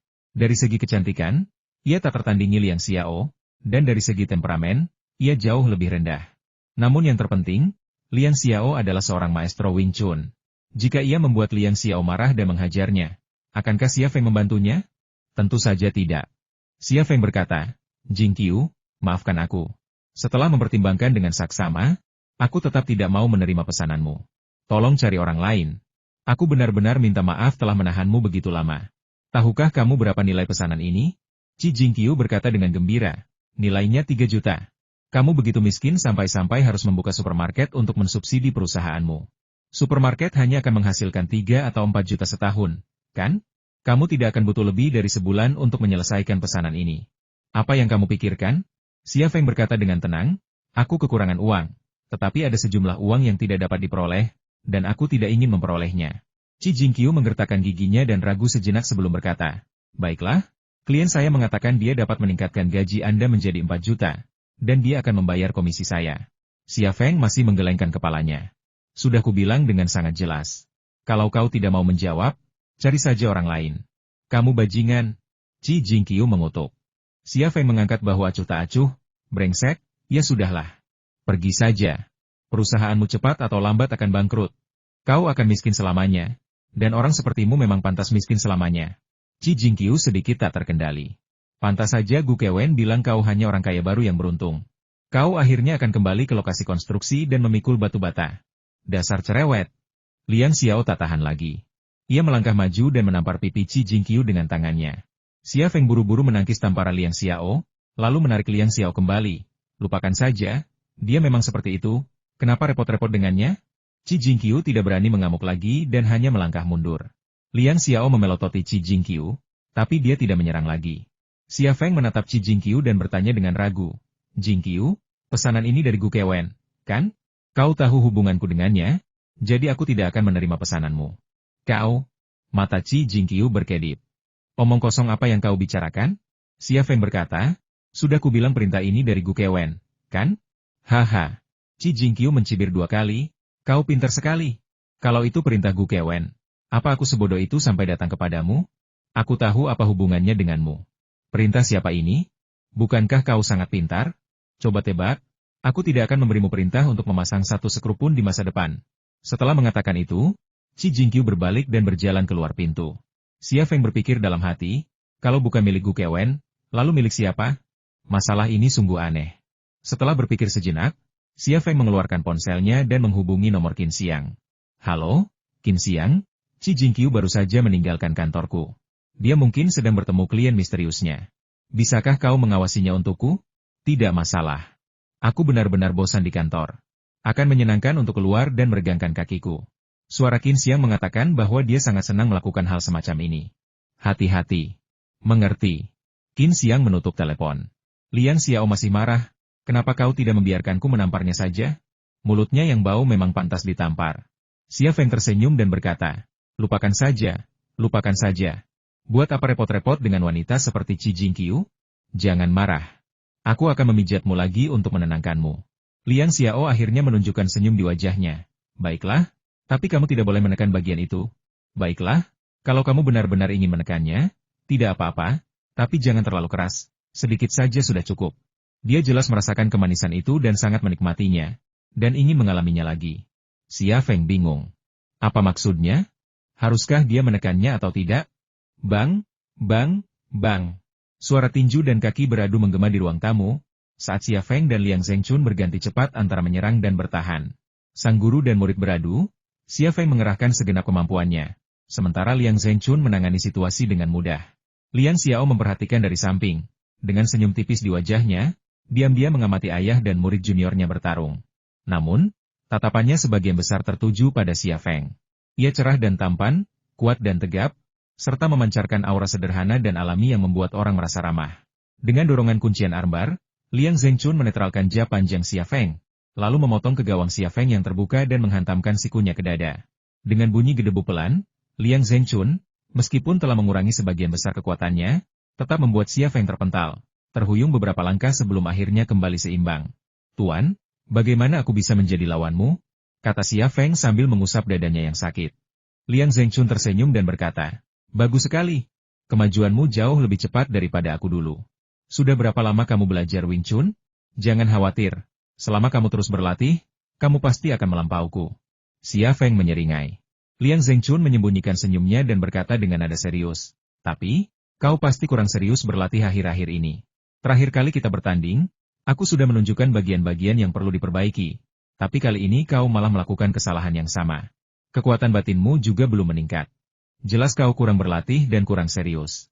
Xia Feng menyentuh hidungnya dengan canggung. Tuan, saya. Dia sangat sibuk, tetapi dia bukan orang yang suka mencari alasan, jadi dia menutup mulutnya sebelum dia sempat mengatakan penjelasan yang ingin dia katakan. Liang Xiao berkata ayah, Feng Zi harus mengelola perusahaan. Dia sudah sangat pekerja keras. Jangan bicarakan dia. Liang Zhengchun memelototi Liang Xiao dan berkata, dan kau juga, akhir-akhir ini kau malas. Kau masih berani bicara atas nama Feng Zi? Ayah? Hehe Liang Xiao hanya tertawa. Masih berani tertawa. Kata Liang Zhengchun tegas, kalian berdua pergilah ke ruang kerja dan berlatih kuda-kuda. Letakkan juga semangkuk air di kepala dan bahu kalian. Xia Feng dan Liang Xiao saling berpandangan, keduanya memiliki ekspresi pahit di wajah mereka. Apa yang masih kau lakukan? Kata Liang Zhengchun dengan wajah tegas, 2 jam, tidak kurang semenit pun. Xia Feng dan Liang Xiao menggertakkan gigi dan berjalan menuju ruang belajar.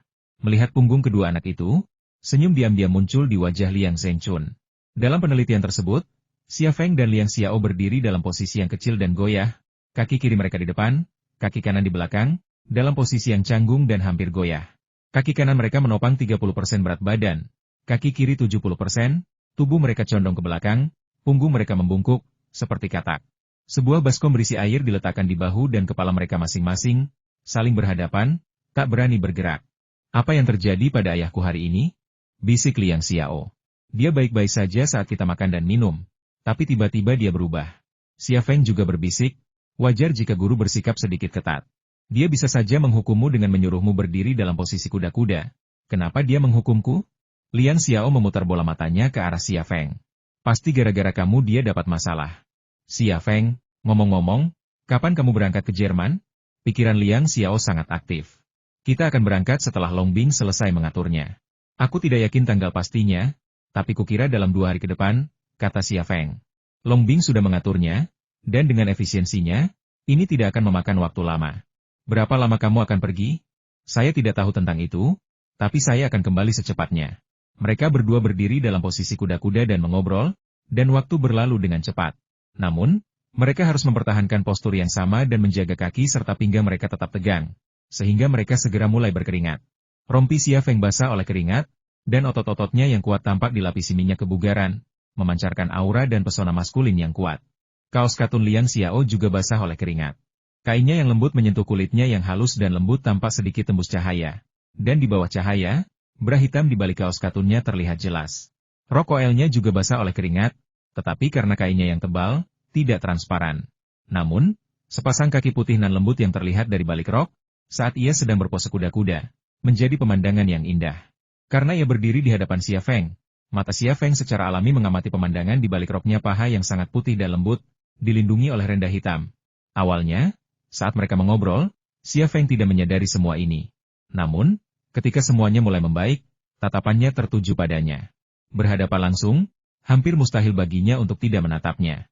Saat ia melihatnya, semua pemandangan indah itu langsung memasuki pandangannya. Area dada yang penuh dan kencang, pinggang yang ramping dan kenyal, paha yang putih dan halus, dan sekilas rendah semua faktor ini secara halus merangsangnya.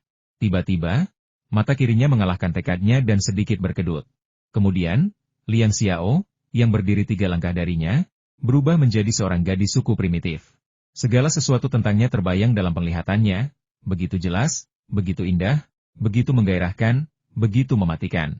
Kemudian, ia dengan canggung menyadari bahwa sebagian tubuhnya telah terbangun diam-diam dan berdiri dalam posisi kuda-kuda dengan penuh semangat.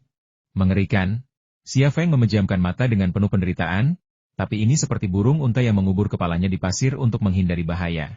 Meskipun ia memejamkan mata, pikirannya dipenuhi dengan sosok Liang Xiao. Sosoknya yang menjulang tinggi, titik-titik lemahnya, kakinya yang indah. Mengapa kamu menutup matamu? Liang Xiao bertanya dengan rasa ingin tahu. Xia Feng sedikit gugup. Keringat masuk ke mataku. Baiklah, bagaimana kalau kita istirahat dulu? Ayahku sedang tidak di sini, kata Liang Xiao. Ini, Xia Feng merasa ada sesuatu yang salah. Seorang lelaki tua berjas tam berjalan melewati pintu ruang kerja dengan tangan di belakang punggung. Ia terbatuk, dan kedua orang di ruang kerja itu langsung menegangkan pinggang dan kaki mereka. Setelah Liang Zhengchun pergi, Liang Xiao tak pernah berani lagi menyebut soal bermalas-malasan. Ia mengertakkan gigi dan bertahan. Ia memperhatikan Xia Feng yang berdiri di hadapannya memejamkan mata. Sesekali membukanya sepersekian detik, mata merah mereka terbuka beberapa detik sebelum segera menutup kembali. Ia merasa Xia Feng aneh. Bagi Xia Feng, posisi kuda-kuda ini adalah yang paling tidak nyaman yang pernah ia alami sejak belajar Wing Chun. Bukan hanya ia berada dalam posisi kuda-kuda, tetapi juga terpedonnya, dan ia berdiri di sana selama lebih dari 1 jam. Sungguh menyiksa. Setelah akhirnya menunggu selama 2 jam, Xia Feng menerima telepon dari Qin Xiang sebelum dia sempat mandi. Lei, kamu harus datang dan melihatnya, kata Qin Xiang langsung ke intinya. Hati Xia Feng tergerak. Apa yang kau temukan? Sulit menjelaskannya lewat telepon. Cepatlah datang, kata Qin Xiang. Aku sudah di depan pintu kafe Paris di Jalan Taishan. Secepatnya, aku akan segera ke sana. Xia Feng menutup telepon, meraih mantelnya, dan berjalan keluar. Ada apa? Mau kemana? Tanya Liang Xiao. Xia Feng berkata, Qin Xiang telah menemukan sesuatu. Aku akan memeriksanya. Kemudian ia berkata ke kamar Liang Zhengchun, Tuan, aku akan keluar sebentar. Hati-hati. Liang Xiao memperingatkan. Ya. Xia Feng menjawab dan meninggalkan keluarga Liang. Liang Zhengchun membuka pintu dan keluar. Melihat Liang Xiao yang berkeringat, ia berkata setelah beberapa saat, dia kuda liar, sama sepertimu. Liang Xiao mengedipkan mata hitam besarnya. Ayah, apa yang ingin ayah katakan? Liang Zhengchun menggelengkan kepalanya sedikit dan kembali ke ruangan. Liang Xiao tertegun sejenak dan bergumam, tidak bisa dijelaskan. 10 menit kemudian, Xia Feng melaju ke tempat yang disebutkan Qin Xiang dan langsung melihat Qin Xiang dan sepeda motor Yamaha miliknya. Qin Xiang juga melihat Xia Feng dan melambai padanya. Xia Feng berjalan mendekat dan bertanya, apa yang kamu temukan? Qin Xiang menunjuk ke arah Paris Nightcap dan berkata, lihat itu, Qi Jingqiu, dan pria yang duduk di seberangnya. Xia Feng melihat ke arah yang ditunjuk Qin Xiang. Ada jendela Prancis. Di balik kaca, Qi Jingqiu duduk di meja bersama seorang pria paruh baya. Tatapannya jatuh pada wajah pria itu. Melihat wajahnya dengan jelas, jantungnya terasa seperti diremas kuat oleh tangan tak terlihat. Semua darah di dalamnya langsung terkuras, membuatnya kosong. Pria yang duduk di hadapan Qi Jingqiu memiliki wajah persis seperti ayahnya Xia Changhe. Bagaimana ini mungkin? Apakah lelaki itu ayah yang telah hilang selama 5 tahun?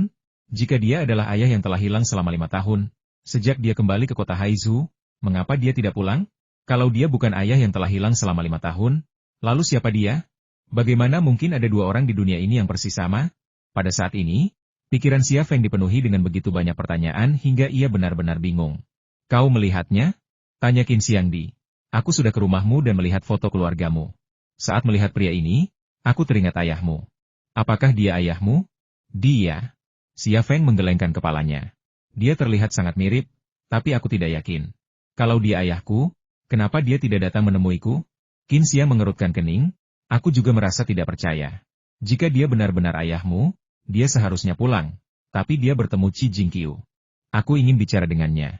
Xia Feng melangkah menuju Paris Night Cafe. Qin Xia mengejarnya selangkah, tetapi akhirnya memilih untuk tetap tinggal. Dalam situasi ini, sia-sia baginya untuk mengikutinya. Xia Feng berjalan cepat, memaksa beberapa mobil berhenti saat ia menyeberang jalan. Berbahaya memang, tapi ia tak peduli. Matanya tetap terpaku pada pria itu, menggunakan bibirnya untuk mencerna percakapannya dengan Qi Jingqiu. Sejak ia menemukan pria itu dan Qi Jingqiu lah yang terus berbicara. Pria itu hanya duduk diam, menatap Qi Jingqiu dan mendengarkannya berbicara. Tepat ketika Xia Feng mendekati tangga Cafe Night Paris, pria itu akhirnya berbicara. Dia tidak mau menjawab. Nah, ini hadiahmu. Pria itu meletakkan kantong kertas di depan Qi Jingqiu. Kantong itu menggembung, seolah-olah berisi banyak uang. Sambil meletakkan kantong kertasnya, pria itu berdiri dan pergi. Xia Feng merasa cemas dan bergegas ke Cafe Night Paris. Begitu dia memasuki pintu, seorang wanita muda berambut pirang dan bermata biru tiba-tiba datang dan menabrak pelukan Xia Feng. Apa yang kau lakukan? Tanya si pirang, tampak kesal. Dia berbicara dalam bahasa Rusia. Maafkan aku. Xia Feng buru-buru meminta maaf dalam bahasa Rusia, lalu berjalan mengitari gadis pirang itu dan masuk ke dalam. Gadis pirang itu tiba-tiba menarik Xia Feng dan berkata, kau ingin pergi hanya karena kau merusak barang-barangku? Xia Feng kemudian menyadari bahwa gadis Rusia itu sedang memegang sebuah kerajinan tangan, sebuah keong anyaman jerami. Ketika ia menabraknya, keong itu berubah menjadi siput pipih. Permintaan maaf saja tidak cukup, kata gadis Rusia itu sambil memegang erat lengan Xia Feng. Xia Feng sangat cemas. Ia tidak ingin berdebat dengan gadis Rusia itu, jadi ia mengeluarkan dompetnya, mengeluarkan beberapa lembar uang kertas ratusan yuan, dan memasukkannya ke tangan gadis Rusia itu. Gadis Rusia itu akhirnya melepaskan tangan Xia Feng dan berkata, kamu tidak membutuhkan sebanyak itu. Xia Feng tak punya tenaga lagi untuk berkata apa-apa lagi padanya. Ia bergegas masuk ke kedai kopi. Namun, pria itu sudah pergi. Qi Jingqiu masih duduk di meja, menatap dompet pemberian pria itu. Xia Feng dengan cepat mengamati kafe. Ada banyak pelanggan, tetapi pria itu tidak terlihat. Tatapannya tertuju pada sebuah pintu menuju area kerja, dan ia berlari mengejarnya. Pria yang sangat mirip ayahnya itu tidak mungkin keluar melalui pintu depan. Ia harus melalui pintu belakang. Tuan, Anda tidak bisa masuk. Ini area kerja. Seorang pelayan menghalangi jalan Xia Feng. Maaf, aku sedang mencari seseorang, kata Xia Feng. Tidak ada gunanya meminta bantuan, kata pelayan itu. Xia Feng mendorong pelayan itu ke samping dan mengejarnya ke pintu. Pintu masuknya memang area kerja. Para staf kedai kopi sibuk menggiling kopi, memanggang kue, mencampur es krim, dan sebagainya. Di ujung area kerja terdapat pintu belakang yang mengarah keluar. Ketika Xia Feng mengejarnya ke area kerja, pintunya masih sedikit bergetar, seolah-olah seseorang baru saja keluar dengan tergesa-gesa dan tidak sempat menutupnya. Xia Feng mengejarnya melalui pintu belakang. Pelayan yang menghalangi jalannya mengejarnya, tetapi sebelum ia sempat berkata apa-apa, Xia Feng sudah mengejarnya keluar melalui pintu belakang. Di balik pintu belakang terdapat sebuah gang gelap tanpa penerangan. Gedung-gedung mengapit gang itu, masing-masing tanpa pintu. Di kedua ujung gang terdapat 2 jalan, terang benderang dan ramai lalu lintas. Namun, pria itu tidak terlihat dimanapun, baik di gedung-gedung maupun di jalan-jalan di kiri maupun kanannya bergerak begitu cepat. Mata kiri Xia Feng sedikit berkedut, dan tiba-tiba banyak jejak kaki muncul di tanah yang gelap. Ia segera mengenali jejak kaki pria itu, karena ia adalah orang terakhir yang keluar melalui pintu belakang, dan jejak kakinya adalah yang paling baru dan paling jelas. Setelah mengenali jejak kaki pria itu, Xia Feng mengikuti mereka ke kanan gang. Ia segera mencapai ujung gang. Trotoar di luar gang ramai dengan orang-orang, dan jalan masuk di bawahnya ramai dengan mobil, tetapi tidak ada tanda-tanda keberadaan pria itu. Jejak kaki pria itu juga menghilang di antara trotoar dan jalan masuk, sehingga mustahil untuk mengikutinya lebih jauh. Kok dia secepat itu? Apa dia tahu aku mengejarnya? Siapa dia? Xia Feng terkejut sekaligus bingung. Lalu tiba-tiba teringat sesuatu, berbalik, dan berlari ke kedai kopi. Ia teringat perempuan Rusia berambut pirang itu. Seandainya perempuan itu tidak mengganggunya tadi, ia pasti bisa menghentikan pria itu sebelum pergi. Kelihatannya seperti kebetulan, tapi ternyata terlalu kebetulan. Ia punya firasat bahwa perempuan Rusia itu adalah teman pria itu, seseorang yang tahu identitasnya tapi tidak mau bertemu dengannya. Pasti begitulah adanya. Kalau tidak kenapa laki-laki itu tidak datang langsung kepadanya untuk memesan, tetapi malah harus melalui Qi Jingqiu. Kembali di kafe, Qi Jingqiu melihat Xia Feng dan tampak terkejut. Ia hendak memanggilnya, tetapi Xia Feng bergegas melewatinya seolah-olah tidak melihatnya. Xia Feng mengejarnya sampai ke pintu depan, tetapi gadis Rusia berambut pirang itu tidak terlihat dimanapun. Wanita Rusia itu memang teman pria itu. Ia telah menunggu di pintu depan, menunggu pria itu muncul agar ia bisa bertemu dengannya. Ia telah menyelesaikan misinya, jadi mengapa ia harus tinggal di sini dan menunggu Xia Feng menyusul dan menanyainya? Xia Feng kembali ke kedai kopi, berjalan langsung ke sisi berlawanan dari Qi Jingqiu, dan duduk di kursi tempat pria itu duduk sebelumnya. Kau benar-benar mengikutiku. Qi Jingqiu mengambil inisiatif untuk menyerang. Terakhir kali, kau menggunakan cara ini untuk mencuri klien Liu Ying. Sekarang kau ingin menggunakan trik ini untuk mencuri klien baruku? Xia Feng menarik napas dalam-dalam, sedikit menenangkan rasa tidak sabarnya sebelum berkata, Jingqiu, aku tidak mencoba mencuri klienmu. Aku hanya ingin tahu siapa yang memberimu perintah ini. Aku ingin tahu identitas pria itu sekarang. Tolong beritahu aku semua yang kau ketahui. Qi Jingqiu mencibir, kau menguntitku. Padahal aku belum menyelesaikan masalah ini denganmu, dan kau berani-beraninya meminta informasi klienku? Kau pikir kau siapa? Apa aku harus memenuhi semua permintaanmu? Jingqiu, tolong bantu aku. Kata Xia Feng. Qi Jingqiu tersenyum, aku tidak pernah menyangka akan ada saatnya kau akan meminta bantuanku. Katakan padaku. Meskipun sarkasme, Xia Feng tetap tenang.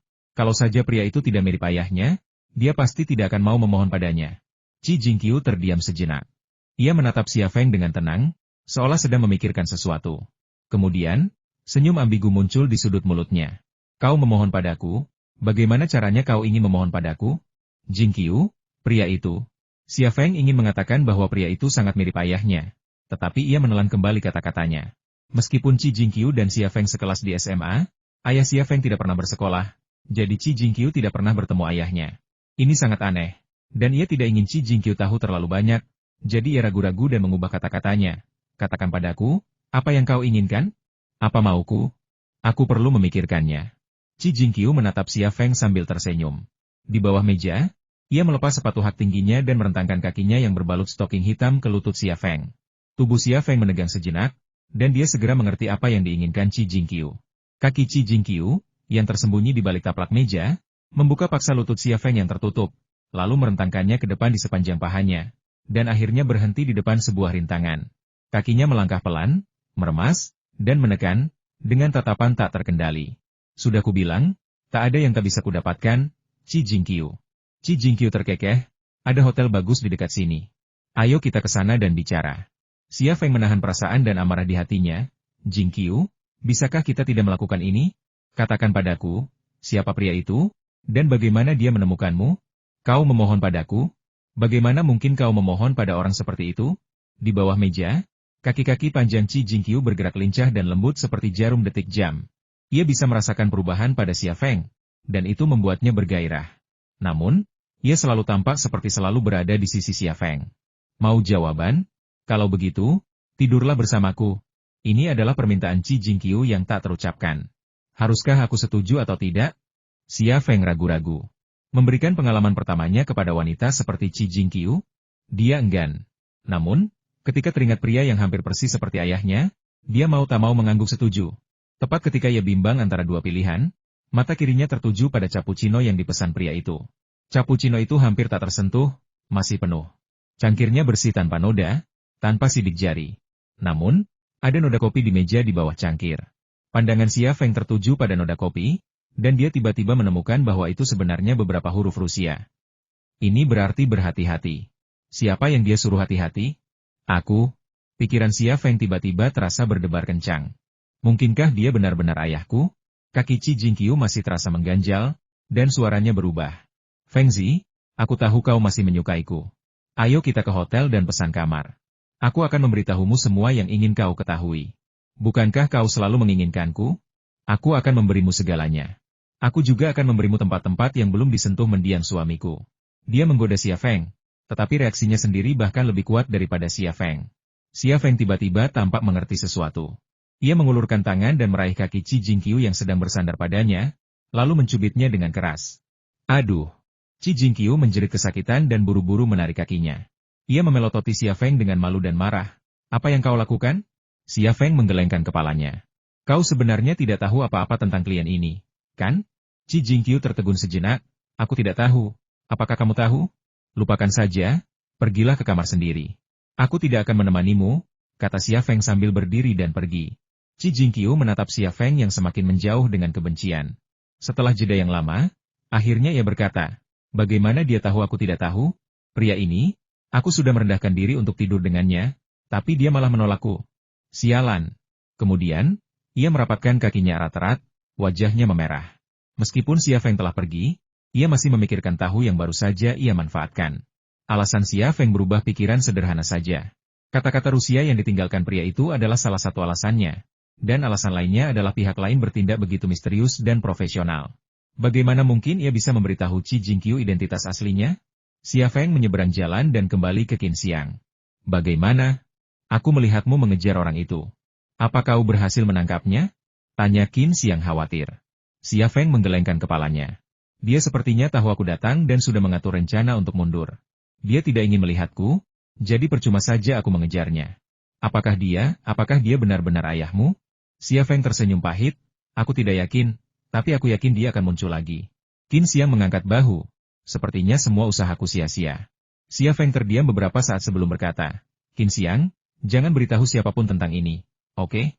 Qin Xiang berkata, saya mengerti maksud Anda. Jangan khawatir, saya tidak akan memberitahu siapapun. Ayo kembali. Xia Feng menghela napas, merasa lelah setelah seharian bekerja.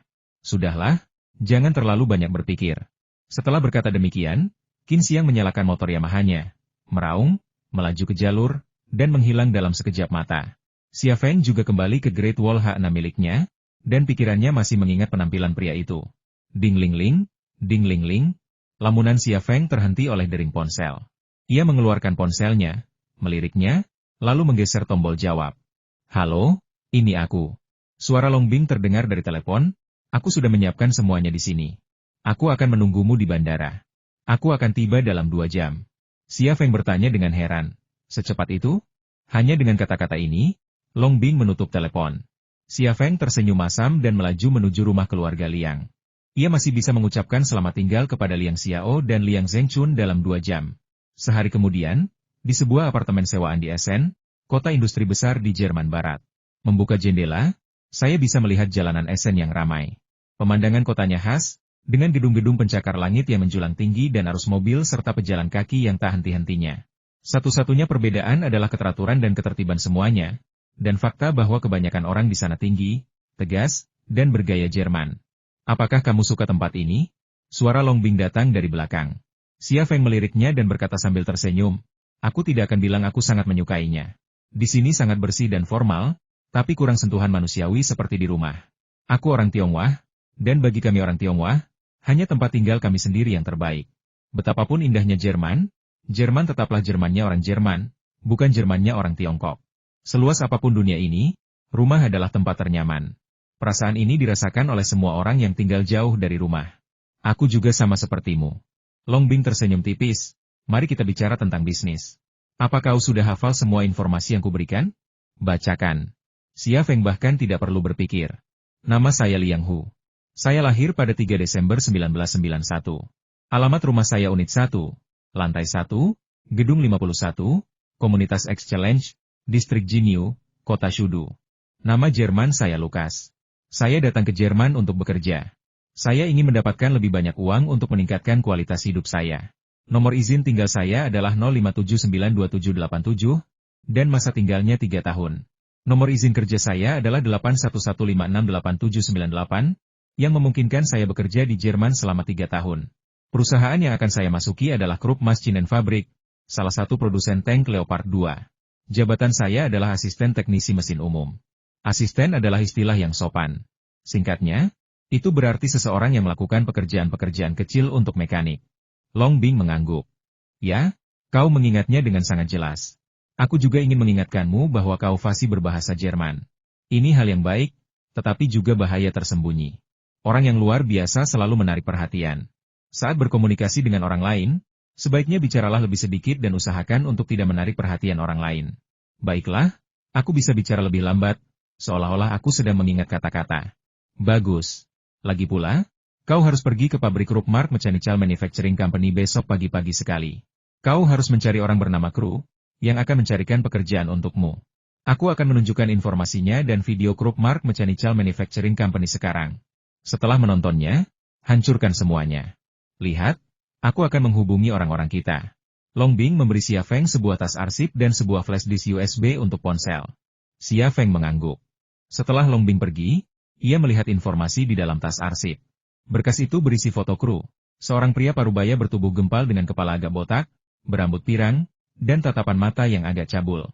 Ia kemudian melihat profil Kru yang sangat detail, termasuk tanggal lahir, golongan darah, tinggi badan, berat badan, dan detail lainnya. Profil tersebut juga menggambarkan rutinitas dan hobinya sehari-hari. Profil tersebut menyatakan bahwa Kru adalah seorang pecandu pacuan kuda dan taruhan sepak bola, dan terlilit utang yang besar. Xia Feng sama sekali tidak terkejut. Hanya orang seperti itu yang bisa dengan mudah disuap dan diatur untuk bekerja di pabrik. Setelah membaca informasi Kru, Xia Feng memasukkan flash drive USB yang diberikan Long Bing kepadanya ke telepon seluler yang telah disiapkan Long Bing untuknya dan menonton video Krupp-Mark Machinery Manufacturing Company. Krupp Machinery adalah salah satu perusahaan manufaktur mesin skala besar terpenting di Jerman. Perusahaan ini mewarisi darah keluarga Krupp Jerman yang legendaris, yang pernah memproduksi banyak meriam Krupp untuk dinasti Qing, membantu melindungi perbatasan negara. Meskipun keluarga tersebut telah lenyap dari sejarah, video ini memberikan pengantar yang detail tentang warisan mereka. Video ini juga menampilkan cuplikan pabrik Krupp Machinery. Krupp Maschinenbau memiliki beberapa basis manufaktur, dan Xia Feng sedang menuju ke sebuah cabang yang terletak di pinggiran kota Essen. Video tersebut juga berfokus pada detail cabang ini. Xia Feng mencatat semuanya. Setelah menonton video itu, Xia Feng tak bisa berbuat apa-apa. Sosok pria yang sangat mirip ayahnya, Xia Changhe, muncul kembali di benaknya. Haruskah aku memberitahunya tentang pria itu? Hingga saat ini, Xia Feng belum mengambil keputusan. Sebenarnya, jika pria itu tidak terlalu mirip ayahnya, Xia Changhe, dia pasti sudah memberitahu Long Bing tentang hal itu sejak lama. Dia punya kekhawatiran sendiri tentang masalah ini, karena memang sangat mencurigakan dari awal hingga akhir. Jika dia memberitahu Long Bing tentang hal itu sebelum sepenuhnya memahami kebenaran dan memintanya untuk turun tangan, bagaimana jika pria itu benar-benar ayahnya yang hilang? Bukankah itu mengerikan? Long Bing kembali dan melihat Xia Feng berdiri di dekat jendela dengan linglung. Ia bertanya, "Sudahkah kau membaca informasi yang kuberikan?" Xia Feng akhirnya tersadar. "Baiklah, aku sudah melihatnya. Aku akan punya waktu untuk menghafal informasinya malam ini." Long Bing mengingatkannya, "Sebaiknya kau tidak membuat kesalahan. Ini sangat penting. Meskipun Jerman tidak sekuat Amerika Serikat, Uni Eropa dan Amerika Serikat berada di pihak yang sama dalam banyak hal. Kali ini, Uni Eropa dan Amerika Serikat juga berada di pihak yang sama dalam kebijakan blokade teknologi terhadap Tiongkok. Yang terpenting, Uni Eropa dan Amerika Serikat berbagi intelijen. Jerman juga memiliki pangkalan militer AS dan jaringan intelijen yang mencakup berbagai wilayah. Jika ketahuan, kita akan berada dalam bahaya."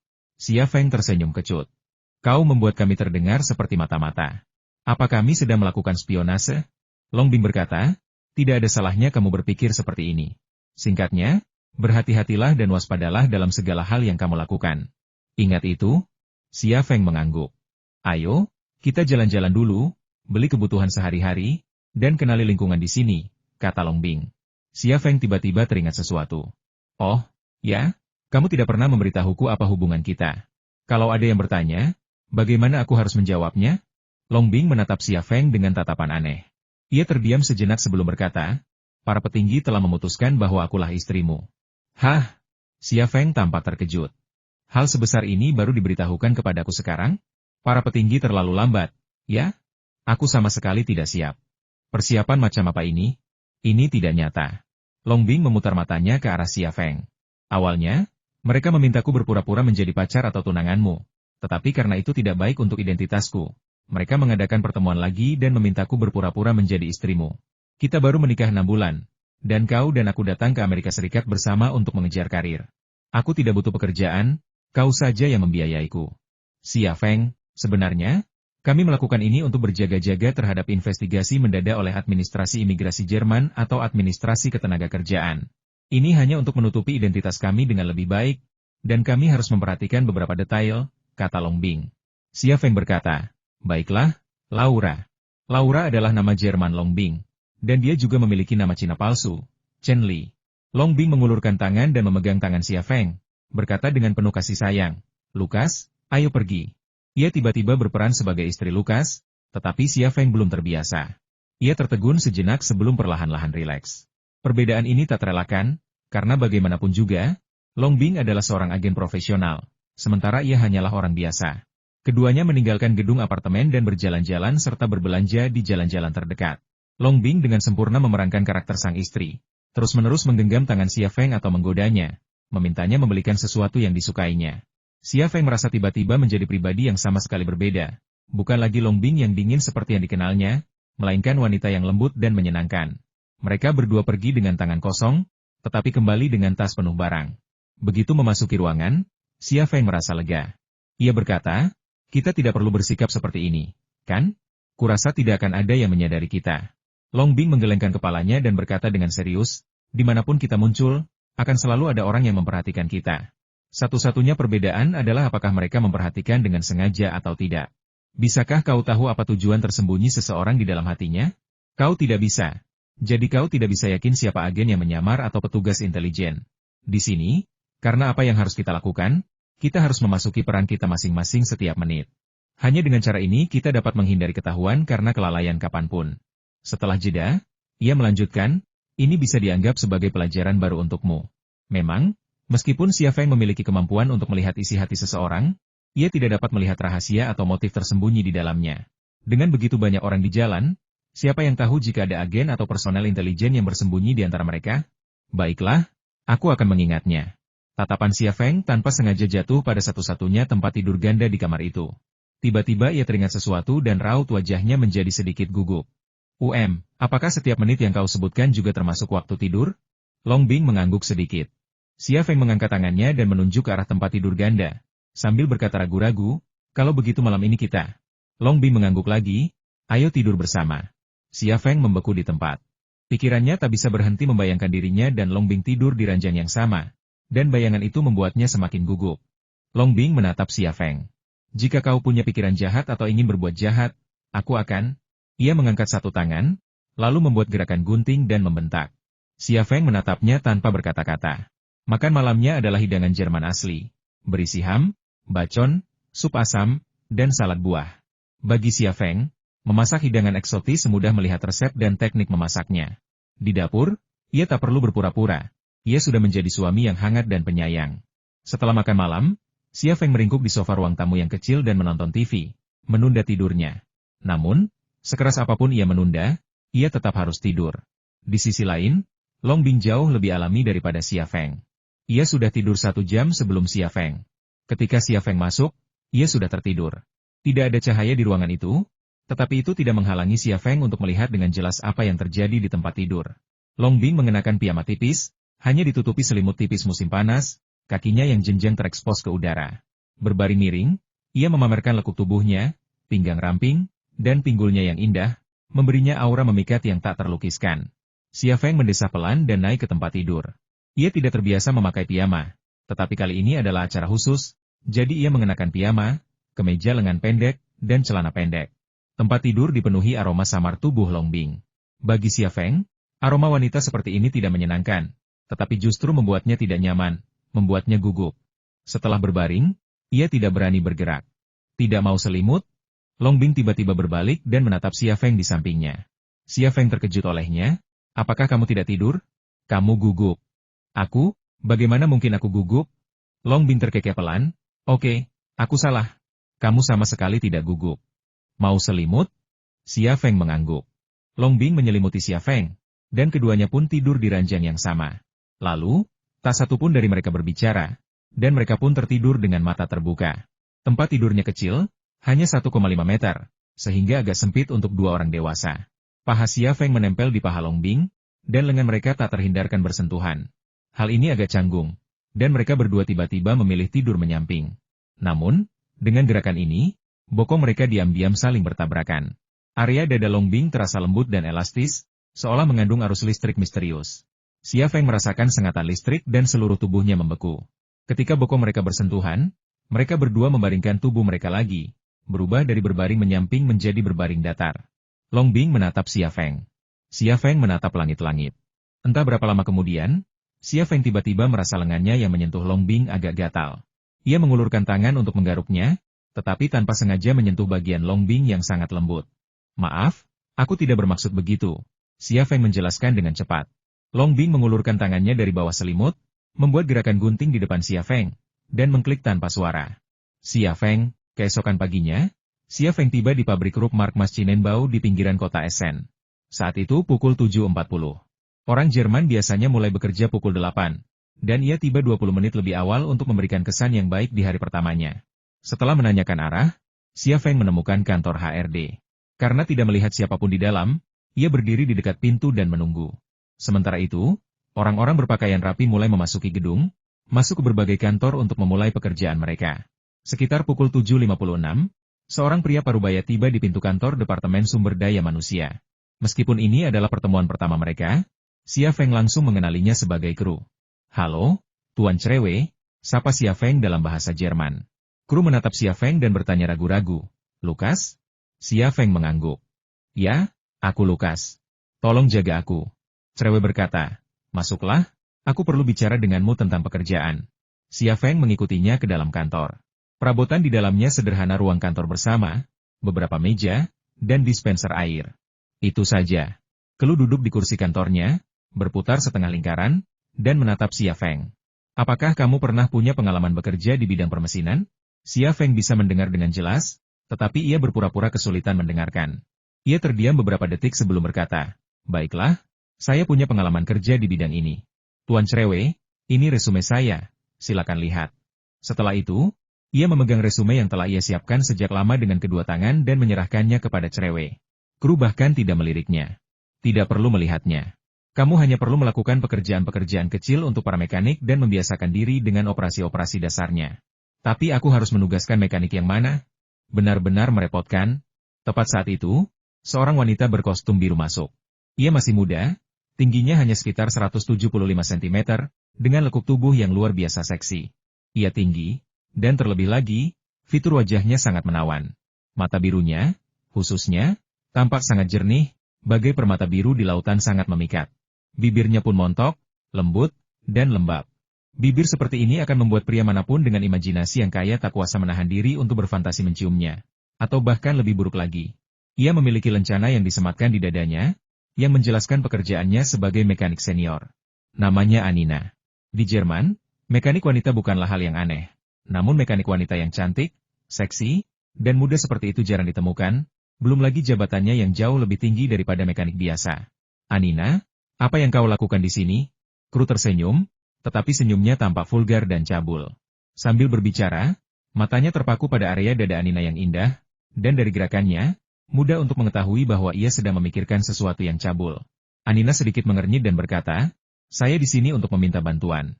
Asisten saya sudah mengundurkan diri setengah bulan yang lalu, dan perusahaan belum menunjuk saya sebagai asisten. Saat ini saya mengerjakan pekerjaan 2 orang. Kalau Anda tidak menunjuk saya asisten hari ini, saya akan mogok kerja." Kelu berdiri dan menunjuk Xia Feng, sambil berkata, "Aku tidak pernah melupakan ceritamu. Ini asisten yang kutugaskan untukmu." Saya harus mengatakan orang ini bereaksi sangat cepat. Xia Feng mengulurkan tangannya dan berkata sambil tersenyum ramah, "Halo, namaku Lukas." Anina tidak mengulurkan tangan untuk berjabat tangan dengan Xia Feng. Sebaliknya, ia menatapnya dengan penuh tanya, "Kamu?" Xia Feng menarik tangannya dengan agak malu. Anina melanjutkan, "Tuan Crewe, Anda tahu saya bertanggung jawab atas perawatan mesin presisi. Asisten saya sebelumnya adalah seorang mekanik dengan pengalaman kerja 6 tahun.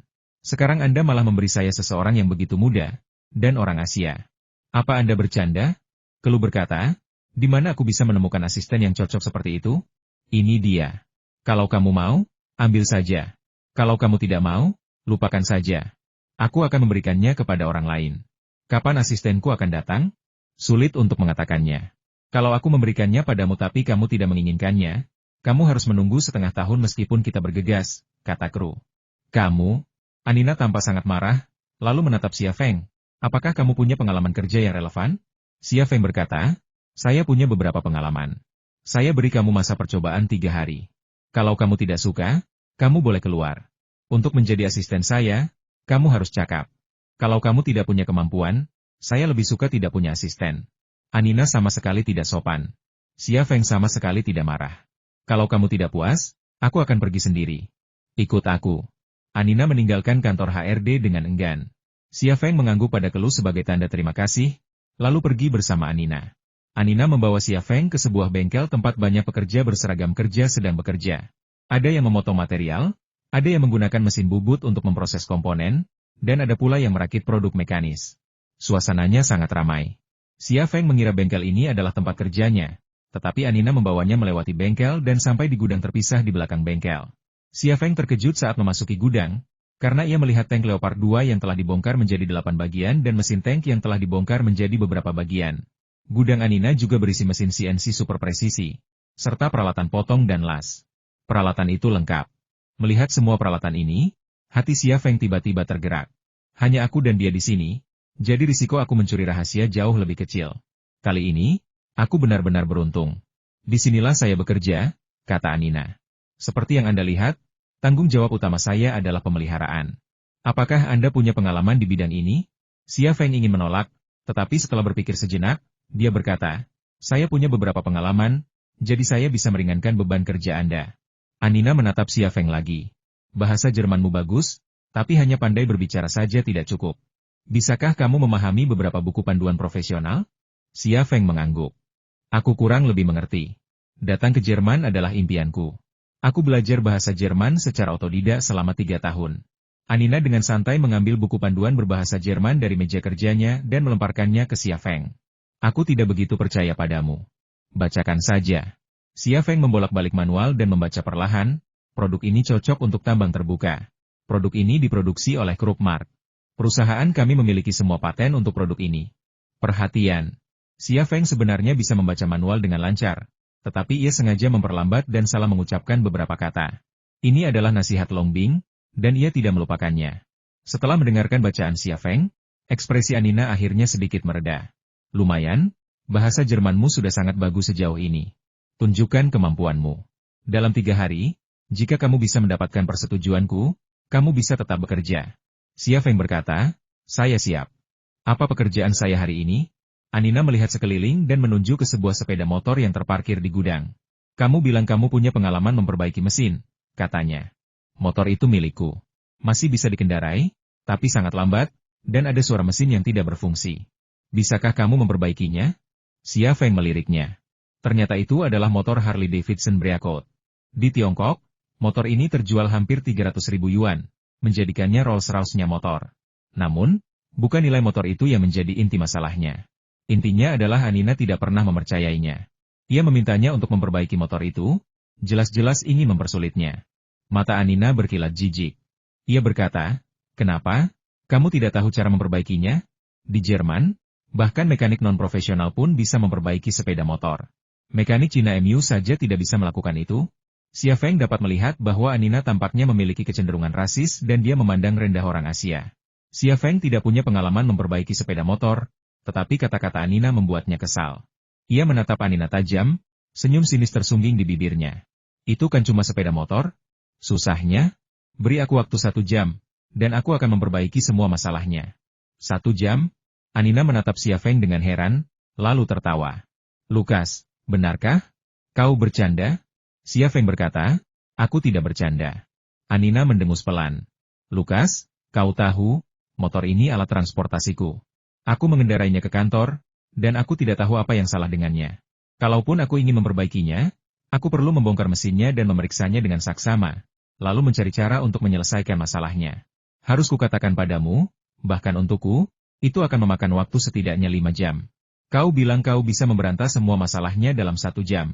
Apa kau bilang kau lebih baik dariku? Xia Feng berkata dengan tenang, aku tidak bermaksud menyinggungmu, tapi aku benar-benar tidak butuh 5 jam untuk sepeda motor ini. Alis emas Anina sedikit terangkat. Oke, ku beri kau waktu. Kalau kau bisa memperbaiki motorku dalam 1 jam, Aku akan mengajakmu jalan-jalan lalu mentraktirmu bir hitam Jerman asli. Setuju? Kata Xia Feng. Tunggu, kata Anina, kalau kamu nggak bisa, dan butuh waktu lebih dari 1 jam, atau bahkan kalau kamu nggak bisa memperbaiki motorku, enyahlah dari hadapanku. Aku nggak suka orang yang sombong dan nggak tahu apa-apa kerja sama denganku. Kamu mulai menghitung waktu. Xia Feng terlalu malas untuk berbicara lebih banyak padanya. Ia membawa kotak peralatan mekanik dan berjalan menuju motor Break Truk Harley. Anina melirik jam tangannya dan berpikir, sombong sekali, kau pikir ini motor buatan Cina?